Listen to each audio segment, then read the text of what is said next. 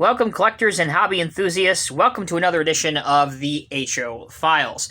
So there's a lot going on in this little diorama and display, so we're going to save all the talking and just get straight into it. First thing I'd like to show you is the trucks that are outside of the street.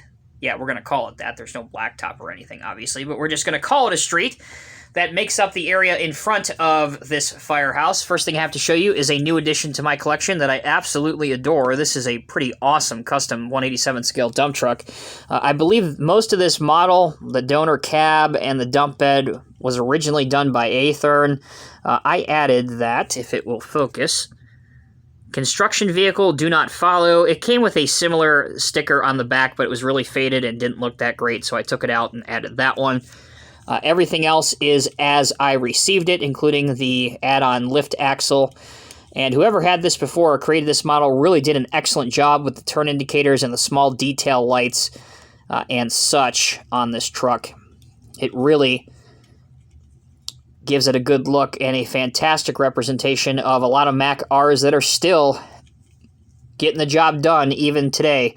I frequently see a lot of these. Most of them obviously don't belong to the state or county anymore, but a lot of these are in private contractors' hands. But no matter, at least around me in my part of the world, you still see many of these out on today's roadways. All right, moving on. This is another somewhat custom vehicle that I did.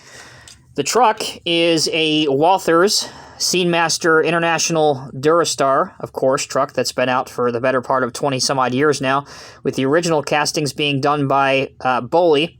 I added the Miller Lite decal to both sides on the driver's door and on the passenger door. That's about it. I do plan on modifying the fifth wheel so that it will accommodate the beverage trailer better, which allows me to transition to the beverage trailer. This is a Promotech beverage trailer. Once again, I did create and modify the decals to fit on here quite nicely. I may at some point, if I feel like it, trim them a little bit better so that you don't see the white outline. But honestly, at any distance, easy for me to say, you honestly can't really tell unless it's right up in front of you. But even still, as long as I know they're there, they're quite annoying, so I might police it up a little bit. As far as the back goes, you can see the lights. You do have to put these black little pieces on. They include those. And I also did swap out the original tire and axle that comes with this and added a Walthers axle to give it more of a modern look to it. So there's the beverage trailer. Again, as it sits currently, I just put it on the fifth wheel like that, but it doesn't lock in. So I will modify that at some point in the future. The other truck that I have going the other direction is actually a amalgamatum, or, just two models bonded together that never really were designed to go together. So let's start out with the tractor. This is a Malibu International Volvo VT880. I'm not too familiar on this truck because I've really only seen one of them in real life, and I got it off of eBay for a ridiculously good price. So I ended up pulling the trigger and getting it. As far as the model goes, it's not of the highest quality in terms of detailing, but it's got mirrors, it's got headlights, turn indicators, a die-cast body for the most part, realistic-looking wheels. So as far as I'm concerned, it passes that. And it was a nice representation of a modern Volvo truck, something I didn't have in the fleet. And the way the fifth wheel is, it will pretty much accept any HO trailers that I have, which brings me to this one. This is one of the newer releases from Athern, or Athern, whichever way you want to pronounce it. It's the Athern Bnsf Ice Cold Express 53-foot utility refrigerated trailer. I really like the design on this. It just gives it kind of a modern take and modern look to it. Obviously, it's your standard 53-foot refrigerated trailer on it, but I like the polar bear. And obviously, anything with Burlington at Northern at Santa Fe Railroad looks pretty good. There's the back. And then there's the other side if you want to see it. Okay. Next up, we will take a look at the vehicles off to the side in this little parking area. Now that maybe we can zoom in slightly more. Let's see if we can do that now that those trucks are out of the way. There we go. All right, a lot of these vehicles you may have seen before in the other HO files, but as I stated previously, I'm not going to go back and watch 30-some-odd episodes to see which cars I showed and which ones I didn't, so who knows? You may see some new ones, you may not. All right, so this is the Woodland Scenics Modern Era Camper Shell truck, as they say it, but really it's a 1980s Dodge Ram pickup truck, or at least that's what it resembles to me.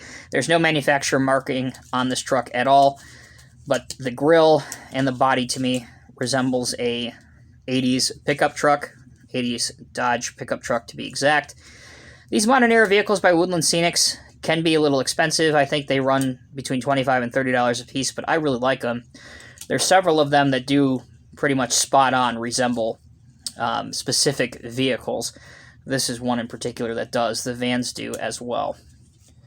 All right, next up we have a Mini Champs Ford Focus RS. Another one of the many color variations that's out there. This is in more of a yellow or yellow-orange color. Take your pick.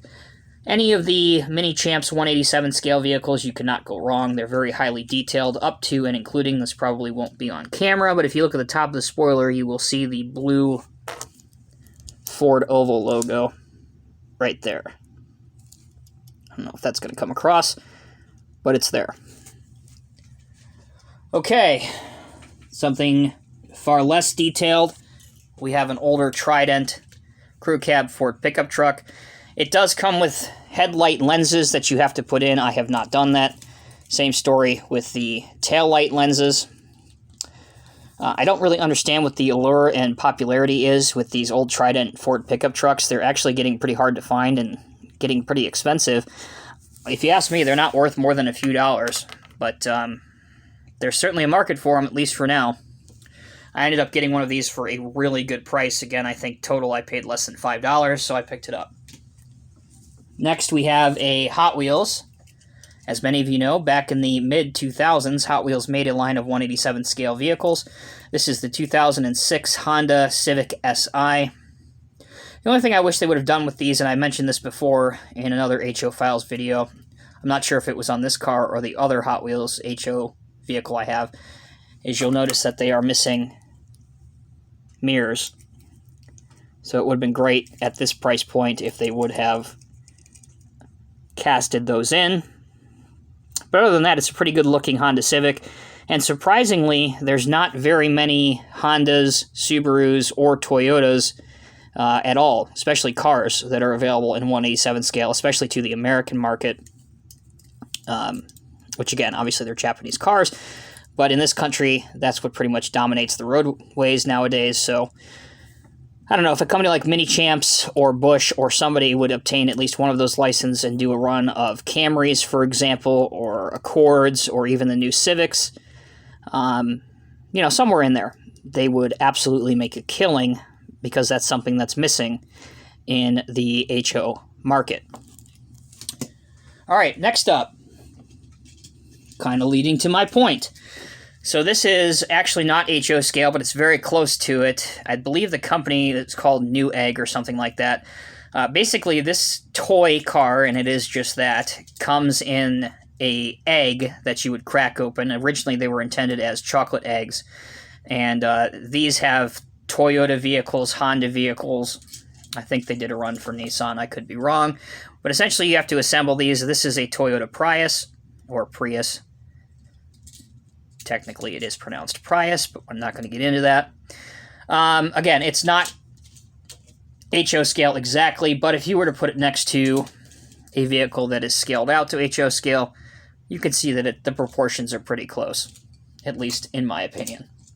All right, last handful of vehicles that we have for the fire department workers or guests in the parking lot. This is the late 90s Blazer by Bush. They have done a variety of these. Some just like this, static models, others with working headlights. This one is just one of the static models in red, which is good enough for me. Next, we have a River Point Station Ford F-250 Super Duty. Nice looking truck. Really wish River Point Station would do a newer run of Ford trucks. All these older Ford trucks that they initially did are getting to the point where they're almost 15 years old. Not that you don't see these, but again, it would be nice to have some newer castings. Keep in mind that we're in the middle of a worldwide pandemic, and I understand why companies are not investing in new toolings at this time, but still, there is the argument that the hobby market is really what's keeping a lot of businesses afloat. So now, you know, the other end of the argument is now might be the time, if you're going to make a big investment for new toolings in the hobby market, now might be the exact time to do it. Just saying. Next up, we have the Busch 2016 Ford Ranger, another new release from Busch within the past 12 months. Available in white, red, or blue. This is obviously the blue one. My only issue with this model is that the wheels tend to separate from the hubs a little bit too easily, if you ask me. So just be aware of that if you pick one of these up. Otherwise, great looking trucks. All right. Well, let's just get this done in case anybody has a question on it first. So this is actually an HO scale parking lot. It's really nothing more than a piece of printed paper. This is a sticker background that you can peel off of if you want to and permanently stick it on your layout. Obviously, I don't intend to do that until I'm able to set up my layout fully and permanently. That's a topic for another video. But anyway, this is available from your local hobby shop. That's where I purchased mine. It was under $10, and it really complements a display or diorama very well. And as you can see, it fits a variety of different HO vehicles just fine in the lines. There you go. So the scale and proportions are almost perfect. Okay, now let's get to what matters. So, if you follow me on Instagram, a while ago I asked you to choose the unit assignments for the newer Firehouse. This is going to be Station 5 on my layout, which actually, as far as stories go, and to make this make somewhat of sense in the scale model world that we're doing here, this is really a renovated station that's technically the oldest, because as you can see, it has those fold-out doors that resemble really the horse-drawn fire apparatuses of the late 1800s. So anyway, we're going to go with this is the newest station that's been renovated and ready to go. So I have chosen to have this, which is another custom fire truck that I had made at the same time that I had Ladder 1 made by a good friend of mine that unfortunately, as of the taping of this video and to my knowledge, is not accepting custom orders at this time publicly. But this is a rescue engine. I really like how this truck turned out. So this is Rescue Engine 1, or if we're going with the theme for the story to make this make sense, the building says Engine Company number 3. So maybe we'll just call this Engine Company number 3. It's undecided at this point. But the cab is obviously of the Walthers Scenemaster engines. So you've seen that before. The rest of it is a 3D printed body with the roll-up cabinets. You can see there's a monitor up on top. Side-mounted pump. And then the back, obviously. Here's a detail that I love. It's small details like this that really make things interesting. You can see that the flashing light bar has been molded into the casting. So this would obviously come on and flash. And then you finally have another roll-up cabinet back here. So that's our rescue engine / engine 3. And then this is temporary. The sign on the building, as you'll see, reads ladder number 5. This is technically our ladder number 2, which is a Del Prado E1 2005 ladder, quint unit. This is going to be a placeholder, because this Firehouse, it is not done yet, but because you guys have stuck through this video, I'm going to give you a preview of something awesome. This is something I've been wanting and working on. It is nowhere near done yet, but this will be the home of our tower ladder unit. Yay! Pretty excited. So once that is done, assembled, obviously painted and detailed, this will be where our tower unit is held, because where this will be on the layout is kind of centered between the outskirts of the city and where the residential area starts. So you'll have some tall buildings and also obviously some houses. So there'll be plenty of reasons to use a tower ladder. And again, as the old adage goes, it's better to have it and not need it than need it and not have it. So We'll just have this unit as a placeholder until that's ready. Again, it's great to have a ladder and a quint, and of course the rescue engine, best of both worlds for units that are serving us dual purposes. All right, let's turn our attention now to the building, what you're mostly here for. This is the Woodland Scenics landmark structures. It's simply known as the Firehouse. As you can see, it has this large tower portion right here.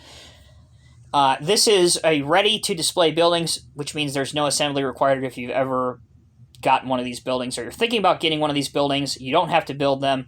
It does include some LED lights and a printed interior, and as I said, these are ideal for cities, towns, and villages, really from any era that you're modeling. This building in particular with these style doors, which swing open like this, you could actually use this building from the steam engine to the diesel era, and even before then, because, again, these are meant to accommodate horses and horse-drawn fire apparatus, so this could be something you can use in the mid-1800s all the way up to today.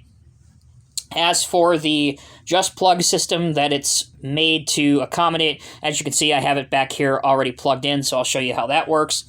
You can simply dial this up, and if you look closely, you can control just how bright the lights are, so I can dim it or I can completely turn it off, again, which is a very nice feature to have. If we turn the building around and bring it up close, you can see that there's some weathering. There's also some shades or curtains of different length on the windows. Turning it towards the back, you have a light here, electrical boxes, trash can, a rear entry, and then perhaps rear entry for your horses or your fire apparatuses if they would fit through here. And then again, you have a fire escape stairway or access to the roof. Also, turning it around to the last side that you haven't seen yet, you have a bench with a fire hat on it and then 2 fire boots ready to go. Pretty nice details. For the roof, you can see that there's also some weathering and detail up there. Looking at the front, you have the main entry, and I believe that sign reads local community blood drive, July 4th through 7th.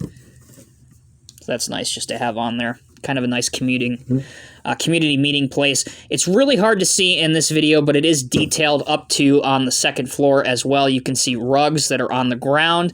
You can also see, looks like the second floor is more of the common area, I should say. There's a pool table in the back. There's also what appears to be a table for probably dinner, lunch, that kind of thing.